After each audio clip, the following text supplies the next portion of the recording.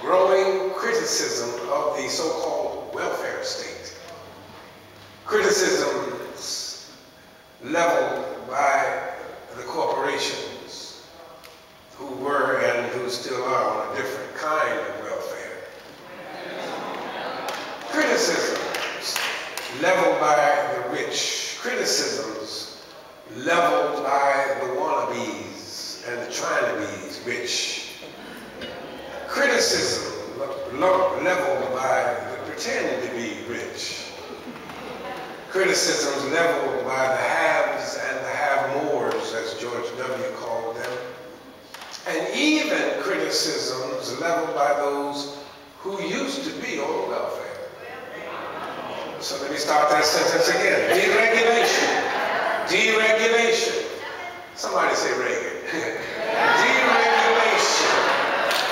Growing criticism of the so-called welfare state and an ideological shift to reducing federal aid to impoverished people in the 1980s and the 1990s culminated in another act of Congress which demonstrated that there was no longer a war on poverty.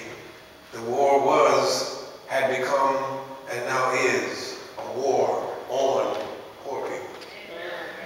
We've got a war on the poor. We are at war. We've got a war against poor people. We are at war. I don't need to rehearse for you the hundreds of signs which illustrate that war on the poor. The evidence of that war is in plain sight. Consider the attempts to destroy public education. There's a war on the poor. Consider city managers and some mayors who make the teachers the enemy.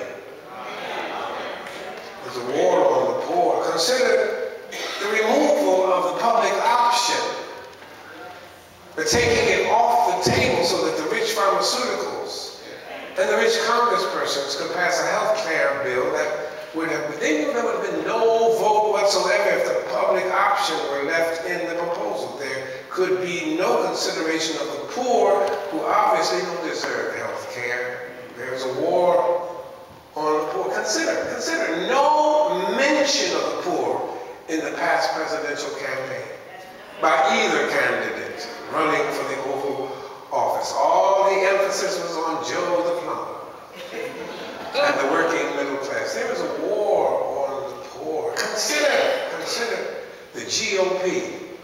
That's the Grand Obstructionist Party. Blocking a jobs bill for millions of black and poor, trying to put one black man out of his job. There's a war on the poor. Consider the Walmartization of education and the corporate funding of colleges and universities to prepare workers for their corporations, including a bad-to education for the poor, which does not include critical thinking in the curriculum, but only training workers to handle minimum wage jobs at Walmart, Kmart, Target, and war on the poor. Consider the attacks on and the attempts to dismantle Head Start, Medicare, Medicaid, and to privatize Social Security. The cuts in early childhood education programs with no mention of any cuts in the defense budget, the Pentagon budget, the military budget, the Fat Cats budget, the Cheney Halliburton, Blackwater contractors budget. There's a war on the poor. Look at Occupy Detroit, Occupy Wall Street, Occupy Oakland, Occupy Los Angeles, Occupy America. Listen to the voice of the 99% crying out for relief. There is a war on the poor. Look at the Citizens United decision where the Supreme Court said that corporations, filthy rich corporations like General Electric that paid no taxes last year whatsoever, zero, zilch, nada, niche. Those corporations are persons, says the highest court in the land, the same court that refused to hear the appeal in the state murder of Troy Davis, most of whose witnesses have recanted. There is a war on the poor. And just like the United States right now has troops in Afghanistan, troops in Iraq, troops in Ghana, CIA in Iran and Israel, troops in Okinawa, troops South America, CIA in Colombia, troops in the Horn of Africa. The war on the poor is being waged just like that on many fronts and in many different ways.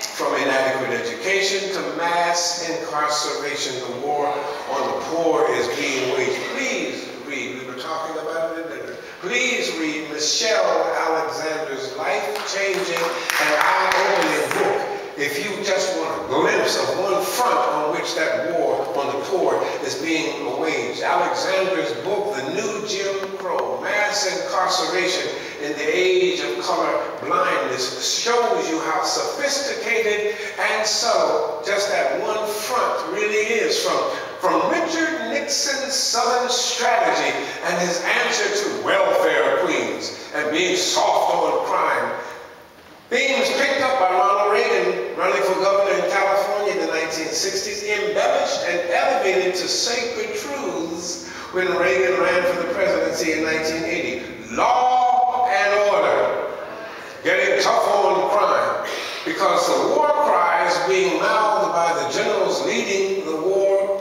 on the poor became law and order. See, the words and the slogans, however, were only thin veils for what was really meant. When Nixon and Reagan started with the law and order slogans in the 1960s, trying to dismantle Johnson's war on poverty and transform it to the war on the poor, it was no longer politically correct to say Negro or any word sounding like Negro. So the substitute phrase became law and order. White folks were the law, rich folks were the law, black folks were out of order. Poor folks were out of order. Welfare queens, gangbangers, drug dealers, lowriders, crack users, but not cocaine addicts. And millions of Americans still today are law and order junkies. Law and order. Law and order SVU. Stabler and Benson junkies. Groupies, law and order, criminal intent. Nixon's war on drugs in 1971 was not a war on drugs, it was a war on black people. It was and still is a war on poor people, where the biggest drug users are, as all the statistics show, as all the research show, on the white campuses in America. And SWAT teams are not seen on white campuses. Look at the disparities in the sentencing. Just look at the gap Obama tried to close between sentences for cocaine users, mostly white and rich, and sentences for crack users, mostly black and urban poor, with no access to adequate legal representation, which would not matter much anyway, because the laws have constructed a new caste system where the black, brown, and poor people convicted of non-violent crimes are now legally outside the citizenry of the United States. The prison industrial system is in bed with the electoral college system to keep the poor locked up and locked out, disenfranchised, and little to no legal recourse to reverse their condition. The war on the poor is being waged on many fronts. And as I have wrestled with this reality, pastoring an urban inner city, predominantly black congregation for 36 years, most Americans did not know that. All they thought I did was Pastor Obama.